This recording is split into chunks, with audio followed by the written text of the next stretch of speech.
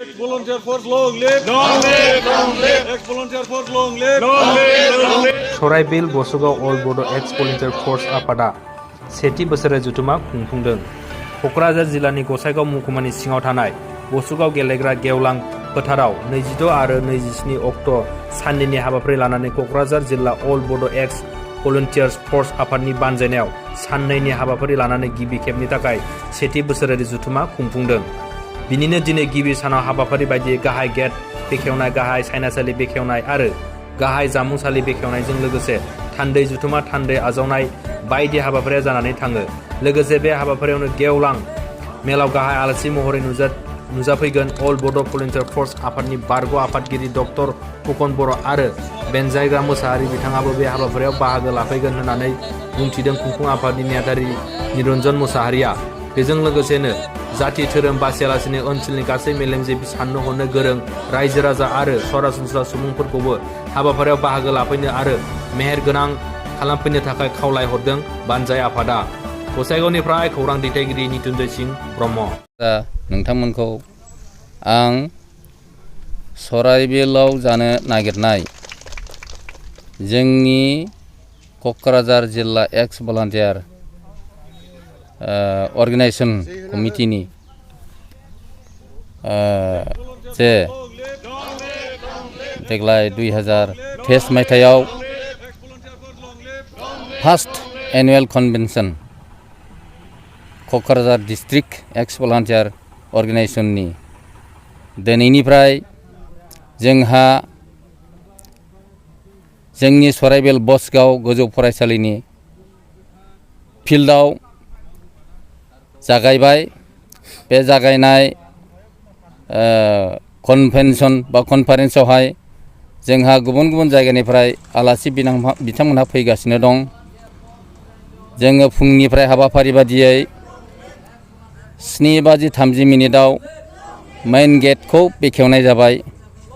बेनि उनावहाय जामुंसालि बेखेवनाय जाबाय आरो जोंहा जसेफ बसुमतारी मेइन पेन्डेल बेखौबो बेखेवनाय जाबाय हाबाफारि बादियै। आरो डेलिगेट सेसन जिरायग्रा गायदे हेलेना नब्लां न'खौबो बेखेवनानै लानाय जाबाय। दा गुबुन गुबुन जिल्लाफोरनिफ्राय दा आलासि फैगासिनो दं। आन्चलिक कमिटिनिफ्राय आलासिफोर फैगासिनो दं आरो इउनिट कमिटिनिफ्राय आलासिफोर फैगासिनो दं। दा बेखौ रिसिभ खालामनानै जोंहा हाबाफारि बादियै 1 बाजिनिफ्राय जोंहा जथुम जुनांगौ हाबाफारि दं। बे हाबाफारियावहाय बयखौबो लोगो लानो थाखाय जोङो सुजुग होनाय जागोन, सुबिदा होनाय जागोन। आं जोंनि बे जानो गोनां कन्भेन्सननि आं कन्भेनर जानानै बयबो रायजो राजा आफादनि दंनायमानि सोद्रोमा दैदेनगिरि नोंथांमोनखौ आरो रायजो राजाफोरखौ खावलायहरनाय जायो जे बे गोथार गोसोजों खुंफुंनो लानाय बे कन्भेन्सनाव जाहाथे रावबो जोंनि बर' सुबुंफ्रा धोरोम बासिया जासे खुनु राजनितिक बासिया जासे बयबो फैनानै बाहागो लाफैनानै जों जे गोथार थांखि लादों जोंनि 1987 मायथाइनि बर'फ्रा सोमावसारनानै एबसु बिपिएससि आबोब बयबो ज' खौसे सोमावसारनानै जाथिखौ गासिबो अलराउन्ड डेभेलपमेन्ट खालामनायनि जे हाबाफारि मावदोंमोन जोबोद डेभेलप जादोंमोन बै समनियाव। आरो जोंनि बर' हारिखौ सेन्ट्रेल आरो स्टेट गभर्नमेन्टआ फिसा सुक्ति खालामनानै जोंखौ गोजोनग्लाय होनो सेस्था खालामदोंमोन। नाथाय जोंनि बर' हारिया थगायजानाय बादिसो जों नुबाय थादों आरो जोंनि बर'फ्रा राजनितिक दानानै गुलाय गुजाय जालायनानै गावजों गाव सैलायै जानाय आरो जाथिखौ बयबो जोथोन लानायावहाय खमजोर नुनायलाय जोंनि बे एक्स भलान्टियार अर्गेनाइजेशना दुखु मोननाय फोरमायदों।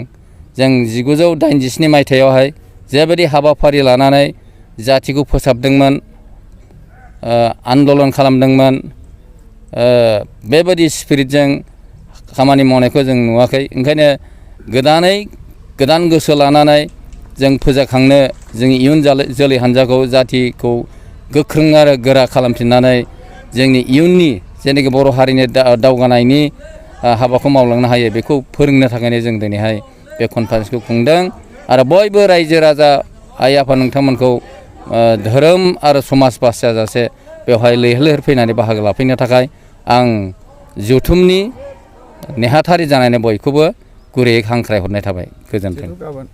बे जथुम गेवलां मेलावहाय गाहाय आलासि हिसाबै 1987 मायथाइनि भलान्टियार फर्स माने एबसुजों दाजानाय होजानाय जोंनि चेयारमेन मानगोनां डक्टर फुकन बर' सारखौनो गाहाय आलासि हिसाबै लेंहरनाय जादों।